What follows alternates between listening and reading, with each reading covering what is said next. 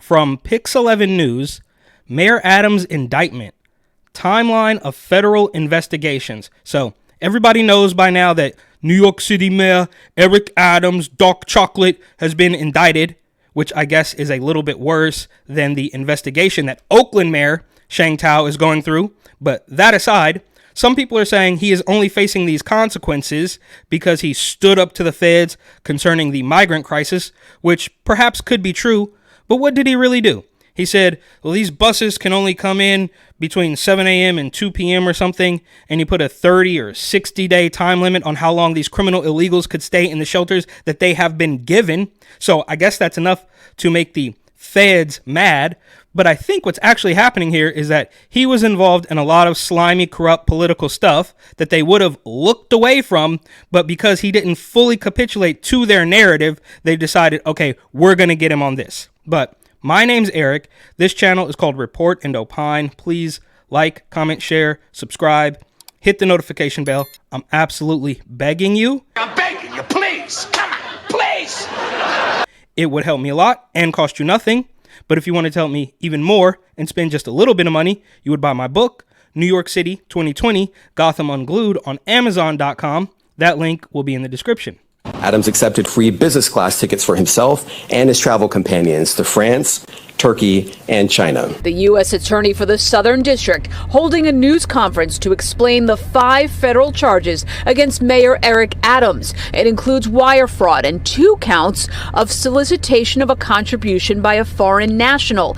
And just for the record, the people who are, I can't stand Eric Adams, right? He's absolutely terrible. But when you look at some of the people who are screeching the loudest for his resignation, they're absolutely worse. Because we all know they're not going to get rid of him and put in some common sense Curtis Sliwa Republican type of guy. They're going to go even further left and turn what's left into the city into absolute rubble.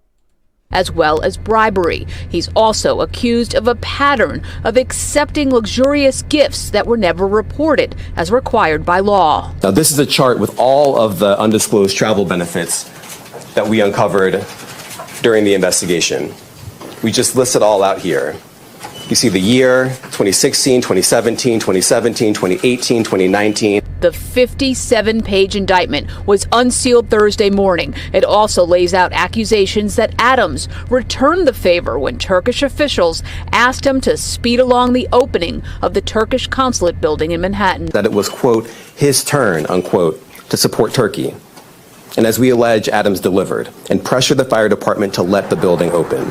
Mayor Adams gave his own news conference on the sidewalk outside of Gracie Mansion, denying he had done anything wrong and saying he will not resign. His criminal defense attorney then spoke to reporters after having time to digest the indictment and watching the U.S. Attorney's news conference. So they go over to their board and they showed you that chart where they have the columns of the places and the costs and the places and the costs.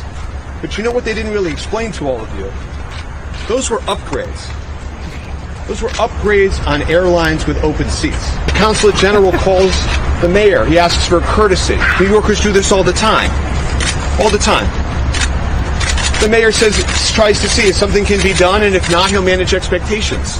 And when the consul general calls back 5 days later and asks the mayor to make a phone call, he doesn't even pick up the phone.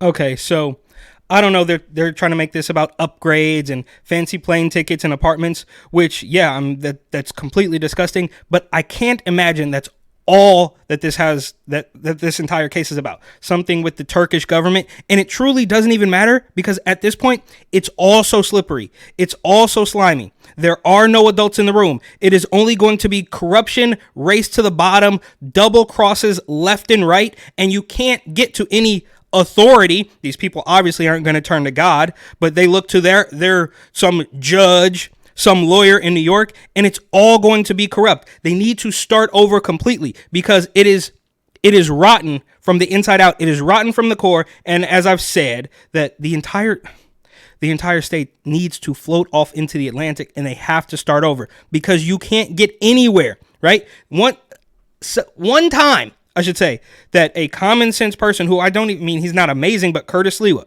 who ran for mayor. They laughed him out of the building because he's a Republican and he wears a funny hat. But there's nobody else. You cannot get to the bottom of this issue. It's going to be the crooked, corrupt New York City mayor versus the crooked, corrupt New York City council versus the crooked, corrupt federal government. And they're all just going to be pointing fingers at each other like the Spider-Man meme, pretending that somebody else is worse than them.